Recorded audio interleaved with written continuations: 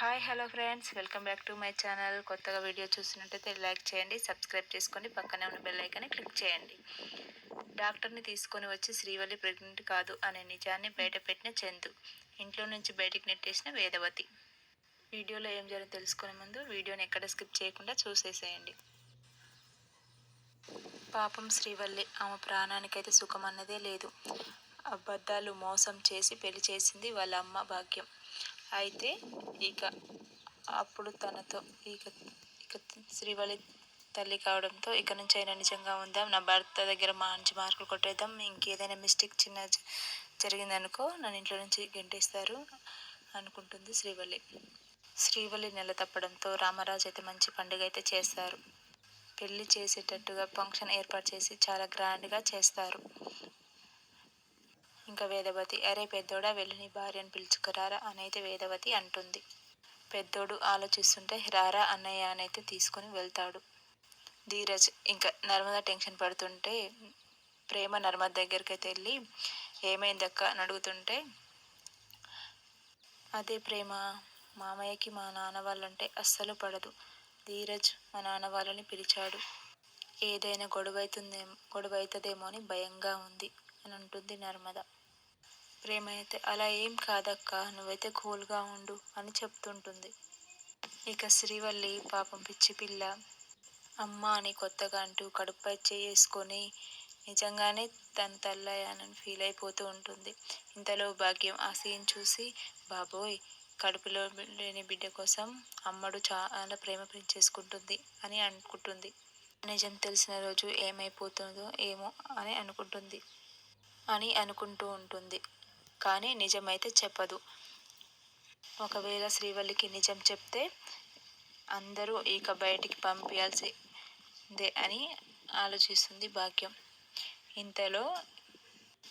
ఇంతలో ఇడ్లీ వచ్చి, మా అమ్మాయి పుడితే నీలా మెరుపు తీగలాగా ఉంటుంది, అదే అబ్బాయిలాగా ఉంటే నాలా ఇడ్లీ అంత మృదుగా పుడతాడు అని అంటాడు. హే ఆపండి, హే, నా బిడ్డకు మీ పోలికలు కానీ మీ బుద్ధులు కానీ అస్సలు రానివ్వను. అందంలో కానీ గుణంలో కానీ మా అత్తయ్య మా మామయ్యలాగే ఉండాలి. ఇలా చేసుకొని కడుపు పైన ఎమోషన్ అయిపోతుంది శ్రీవల్లి. ఆ సీన్లో వల్లిని చూస్తే అయ్యో పాపం అనిపిస్తుంది. ఇంకా ప్రెగ్నెంట్ అయ్యాననే ఫీలింగ్లోనే ఉంటుంది. అయితే ఇటుపక్క భాగ్యం అయితే చెప్పదు శ్రీవల్లి ప్రెగ్నెంట్ కాదన్న విషయం. ఇంకేమవుతుంది, బుద్ధి లేనిది నాకే కాదమ్మా, నీకే కాదమ్మా, నాకి నా కడుపులో బిడ్డ ఉన్నప్పుడు ఒకటే కంగారు, ఆ బిడ్డ ఎలా ఉందనేసి ఎప్పుడెప్పుడు చూసుకోవాలనైతే ఒకటే కంగారు పడేదాన్ని. ఆరాటం ఉండదే ఏంటి,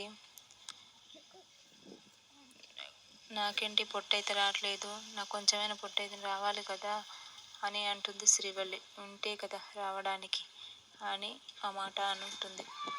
ఆ మాటతో షాక్ అయిన శ్రీవల్లి, అమ్మ ఏమంటున్నావే, ఉంటే కదా రావడానికి అని అంటున్నావేంటే, నేను ప్రెగ్నెంట్ కాదా అని అంటుంది. ఈ విధంగా మాట్లాడేసరికి, అంటే నిజంగా నా కడుపులో బిడ్డ లేదా, నేను నిజంగా నెల తప్పలేదా, ఒక్కొక్క క్వశ్చన్ మీద వేస్తూనే ఉంటుంది శ్రీవల్లి. దాంతో భాగ్యం, అబ్బా అదేం లేదే అమ్మడు, నువ్వు నెల తప్పిందని తెలిసింది ఈరోజే కదా, మళ్ళా కడుపులో బిడ్డ ఉందన్న విషయం నీకు ఎట్లా అర్థమవుతుంది, 9వ నెల లోపల కడుపు ఎట్లా బయటకు వచ్చేస్తుంది చూద్దు కానీ అని అంటుంది. నిజాన్ని దాచేస్తుంది భాగ్యం. దాంతో శ్రీవల్లి, ఒక్కసారిగా నా గుండె అయిపోయినంత పని అయిందమ్మా, నా కడుపులో బిడ్డ లేదేమన్నా, నీ మాట విని నా కడుపులో బిడ్డ లేదని చచ్చాను అని అంటుంది. ఇంతలో ధీరజ్ చందుని తీసుకొని వస్తాడు. ఇంకేముంది, మాట్లాడుకున్న మాటలన్నీ చందు వింటాడు. చందుకి అయితే అనుమానం వస్తుంది, వీళ్ళు ఏదో ప్లాన్ వేస్తారు, మళ్ళీ వీళ్ళు అసలు కుదురుగా ఉండరు, ఒకసారి వీళ్ళు ఏం మాట్లాడుకుందామో అని చాటుగా ఉండి చూడాలని, లేదు అంటే ఇది ఎంత పదైనా చేస్తుంది అని చందు ధీరజ్ ఒక పక్క నుండి వింటూ ఉంటే ఇక అప్పుడు వీళ్ళిద్దరు మాట్లాడుకున్న విషయాలన్నీ బయటపడతాయి. నేను ప్రెగ్నెంట్గా ఉన్నానా లేదా చెప్పమ్మ, నా కడుపులో ఏ బేబీ లేనట్టుగా అనిపిస్తుంది అనగానే, నువ్వు ప్రెగ్నెంట్ ఉన్నావో లేదో ఇప్పుడు ఈ చెప్తే ఎలాగో ఏమో ఈ విధంగా మాట్లాడుకుంటూ ఉన్న విషయాలను ధీరజ్ చందు అయితే వింటారు. విని ఏం మాట్లాడకుండా ఉంటారు. వచ్చిన తర్వాత చందు ఏం ఎరగనట్టుగా, నా నమ్మకాన్ని నిలబెట్టుకోకుండా నువ్వు ఏదైనా నాటకాలు అడిగినా మళ్ళీ జన్మలో నీ మొహం చూడను అని చందు గట్టిగా వార్నింగ్ ఇస్తాడు శ్రీవల్లికి. నువ్వు గుర్తు పెట్టుకో. అబ్బా, నువ్వు నాకు దూరంగా ఉన్నప్పుడు నరకం చూశాను. ఆ బాధలో చచ్చిపోవాలనుకున్నాను. అంత నరకాన్ని చూసిన నేను మళ్ళీ ఇంకోసారి అలాంటి నరకాన్ని ఎంచుకుంటానా? నా ప్రాణం పోయినా కూడా అలాంటి పని చేయను, కన్నీళ్ళు పెట్టుకుంటుంది శ్రీవల్లి. ఆ మాటతో ధీరజ్, చూడు వదిన, నీ కడుపులో ఉన్న బిడ్డ ద్వారా ఈ సంతోషాన్ని ఎట్టి పరిస్థితులను దూరం కాకూడదు, బాధగా మారకూడదు అని అంటాడు ధీరజ్. అయితే వీళ్ళకి ఆల్రెడీ తెలుసు ప్రెగ్నెంట్ కాదన్న విషయం. కానీ చందు మాత్రం వీళ్ళు ఎప్పుడు చెప్తారా అని చూస్తూ ఉంటాడు. ఇంకేముంది, ఫంక్షన్ మొదలు పెడతారు. ఇక అయితే వాళ్ళన్న మాటతో ఇడ్లీ ఏం చేసినట్టే అదే ఆనందరావు, ఏం మాట్లాడుతున్నావు చిన్నల్లుడు?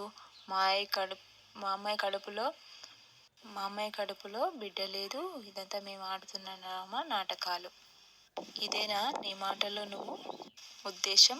నీ మాటల్లో నీ డబల్ మీనింగ్ అంతేనా? అంతేనా అంటూ చెలరేగిపోతాడు ఆనందరావు. చాలే మామ, ఆవేశంతో పోయేటట్టున్నావు. నేను అలా అనలేదు కదా మామ, నువ్వెందుకు ఆవేశపడుతున్నావు అంటాడు ధీరజ్. ఆ మాటతో ఆనందరావు, నీ మాటల్లో డైలాగ్ అలాగే ఉంది. నన్ను ఆపొద్దు భాగ్యం, మనపై ఇంకా డౌట్ పెట్టక మనం వెనక తగ్గొద్దు. ఈ విధంగా మాట్లాడతాడు. మీకంత నమ్మకం లేకపోతే ఇప్పుడే ఈ క్షణమే మా అమ్ముడు ఇంటికి తీసుకొని వెళ్తా. 9 నెలల తర్వాత బిడ్డతో పాటు మా అమ్మాయిని తీసుకొని వస్తా శపథాలు చేస్తుంటాడు. ఒరే సచ్చినోడా, కాసేపు ఆగరు చావరా అంటుంది భాగ్యం. భాగ్యం, వాడను అడ్డు పెట్టి ఇడ్లీని దాచలేరు, ఈ ఇడ్లీని కంట్రోల్ చేయలేరు. ఓకేనా చిన్నల్లుడు, మా అమ్మాయిని పట్టుకొని వెళ్ళిపోతాం. కానీ ఈలోగా శ్రీమంతం శ్రీకాకాలం అంటూ ఎవరు వచ్చి భద్రాన్ని ఆగే ప్రసక్తే లేదు. ఎగిరి మరీ తొడగడతాడు ఆనందరావు. దాంతో నరాలు పట్టేస్తాయి. దాంతో ధీరజ్, చేసిన నాటకాలు చాలే కానీ మా వదినను తీసుకొని నువ్వు గుమ్మంగిని దాటలేవు అని అంటాడు. ఇంకా ఇలా సంభాషణ జరుగుతూనే ఉంటుంది. ప్రెగ్నెంట్ కాదనే విషయాన్ని తెలిసినా కూడా తెలియనట్టే యాక్టింగ్ చేస్తుంటారు. శ్రీవల్లి కూడా టెన్షన్ పడుతూ ఉంటుంది. అయితే ఇక అప్పుడు ఏం జరుగుతుందో అంటే, ఫంక్షన్ అంతా స్టాప్ చేస్తూ ఉంటారు. అప్పుడు శ్రీవల్లిని అయితే ఒక సింహాసనంలో కూర్చోబెట్టి తీసుకొని అయితే వస్తారు. అయితే వచ్చిన తర్వాత అసలు విషయం అయితే బయటపడుతుంది. చందు అసలు విజయాన్ని బయటపెట్టాలని చూస్తాడు, అందరి ముందు బయటపెట్టాలని చూస్తాడు. వీళ్ళు తప్పుల మీద తప్పులు చేస్తూనే ఉంటారు అనేసి అంటాడు చందు అందరి ముందట.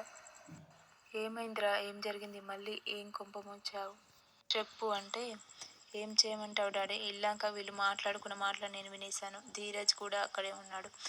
అవునా, ఏం విన్నారు, ఏం చిన్నారు, ఏం జరిగింది చెప్పు అనగానే ఇక అప్పుడు అసలు విషయం అయితే బయట పెడతారు. అసలు ఈ శ్రీవల్లి ప్రెగ్నెంటే కాదు నాన్న, అబద్ధం ఆడి ఇప్పుడు మళ్ళీ నాటకాలు ఆడుతుంది అని చెప్పంగానే, అవునా, ఎలా తెలిసింది నీకు, ఏం జరిగింది?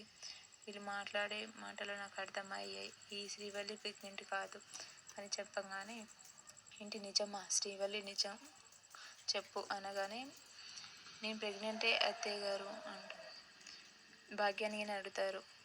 లేదంటే శ్రీవల్లి మెడలో తాళి తీసి పక్కన పడేస్తారు అని అనగానే, ఇక ఆ మాటకు భయపడి భాగ్యం అయితే నిజం చెప్పేస్తుంది. శ్రీవల్లి ప్రెగ్నెంటే కాదు, తనకి విషయం తెలియదు, నేనే డాక్టర్ ద్వారా అలా చెప్పించాను, క్షమించండి, ఇదొకసారికి తప్పు చేశాము భాగ్యం అంటుంది.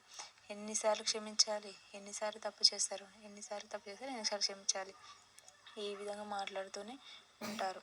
ఇక రామరాజు ఒక్కసారి కుప్పకూలిపోతాడు. నేను తప్పు మీద తప్పు చేస్తున్నానా, మీరు తప్పు మీద తప్పు చేస్తున్నారా? ఇంత ఫంక్షన్ చేసి నువ్వు ప్రెగ్నెంట్ విషయం తెలిసి ఎంతో పడిపోయాం. ఇప్పుడు చూస్తేనేమో ఇలాగా. ఏంటి అసలు ఇంట్లో ఏం జరుగుతుంది, అసలు నాకు అర్థం కావట్లేదు. అబద్ధం చెప్పి ఎందుకు ఈ ప్రెగ్నెంట్ నాటకాలు ఆడడం అనేసి అంటాడు రామరాజు. పగులి పోతాడు. వేదవతి వచ్చి శ్రీవల్లి చెంప పలగొడుతుంది. ఓసే ముదర్శనపు దానా, ఎన్నిసార్లు అబద్ధాలు చెప్తావే? సిగ్గు అనేదే లేదు ఇంకా నీ కుటుంబానికి. ఒకదాని తర్వాత ఒకటి ఎన్ని తప్పులు చేస్తావే? నా కూతురి జీవితాన్ని నాశనం చేశావు. నా చందుని లారీ డ్రైవర్తో చేసావు. ప్రేమకి ఇలా యాక్సిడెంట్ చేసావు. ఇప్పుడేం ప్రెగ్నెంట్ ఏమని చెప్పి వీళ్ళందరి ముందు మమ్మ మమ్మల్ని హేళన చేయాలని ఈ విధంగా చేస్తున్నారు. మేము ఆల్రెడీ ఫంక్షన్ చేస్తున్నామని తెలిసి ఒక మాట అయినా చెప్తే ఫంక్షన్ అయినా క్యాన్సిల్ చేసుకుంటాం కదా. ఇలా అందరి ముందు నిజాన్ని బయట పెడితే మమ్మల్ని ఇంతలాగా హేళన గురి చేస్తున్నారు. అసలు ఏం చేయాలని అర్థం కావట్లేదు. అసలు నాకు ఒక్క క్షణం కూడా నువ్వు నా ముందు ఉండడానికి వీల్లేదు. అర్జెంట్గా నువ్వు బయటికి వెళ్ళిపో. మీ అమ్మని నువ్వు మీ నాన్నని తీసుకొని ఇంట్లో నుండి నువ్వు వెళ్ళిపో అని అని వేదవతి అయితే గట్టిగా బుద్ధిగా చెప్తుంది. అప్పుడు శ్రీవల్లి అలా అత్తయ్య గారి కాళ్ళ మీద పడి, అత్తయ్య గారండి క్షమించండి, నా తప్పేమీ లేదు.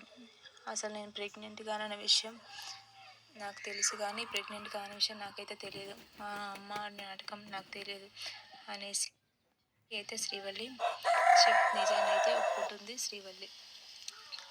ఇక అక్కడ వేదవతి నీకు ఏం తెలియకుండానే మేనేజ్ చేస్తున్నావా? అసలు కూతురు తెలియకుండానే నా కూతురు జీవితాన్ని నాశనం చేస్తున్నావా? అసలు ఏం జరుగుతుందనే భయం లేదా నీకు అని గట్టిగా వాదిస్తుంది వేదవతి.